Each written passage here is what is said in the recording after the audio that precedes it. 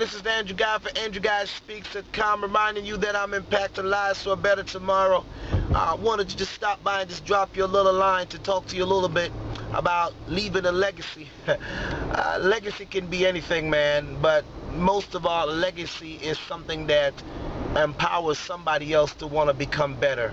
A legacy is something that can impact people's lives for the rest of their lives.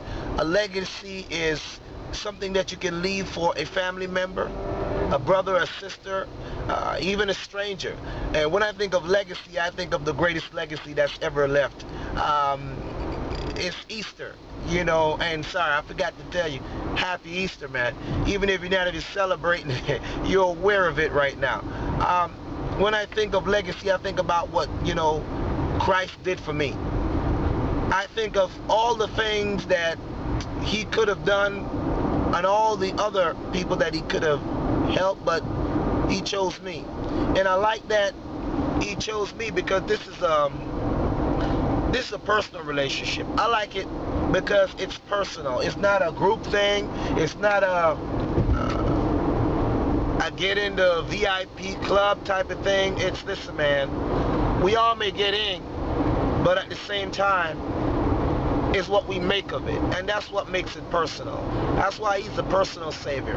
And so even if you don't even know Jesus, man, even if you don't know what he has done for you, man, I ask that you just pray and ask, man. Ask him to help you. I don't care if you're atheist, man. I don't care if you're whatever. If you don't know him, you need to know him, all right?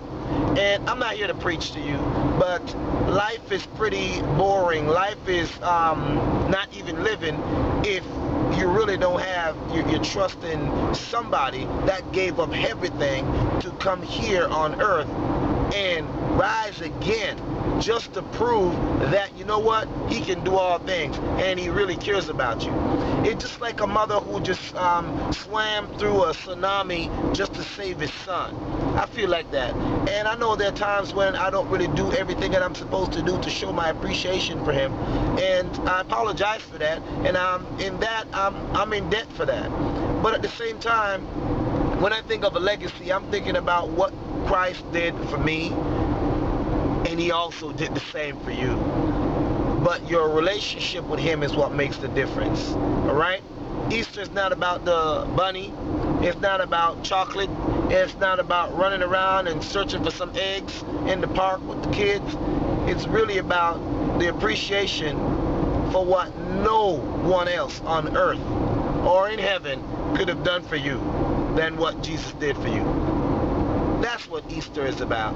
And you know what? If we have that same mentality about what Jesus has done for us, it'll be easy for us to leave a legacy with somebody else. And all you have to do is just be kind to somebody, say hi to somebody, give a high five to somebody, leave a positive note on somebody's wall, you know, instead of leaving all this mass hysteria. You know, student, if you're a student, you're listening to this right now, you can go and hang out with a student, a new student who just came to your school. You can just, you know, study with that person. You know, if you're a teacher, you can spend at least one extra 3 or 4 or 5 minutes with that student that's struggling with that little math problem. You know, if you're a doctor, you can actually spend that extra 1 minute at the bedside, or at least smile when you come inside that person's room to check on them. If you're a preacher, instead of preaching about how terrible we are, you could preach a message and say, you know what, even in our mess, Christ to love us, and try to preach a message that's going to change people's life instead of having them feeling like they're a mess all the time. Yeah, they're in a mess, but they can get out of a mess.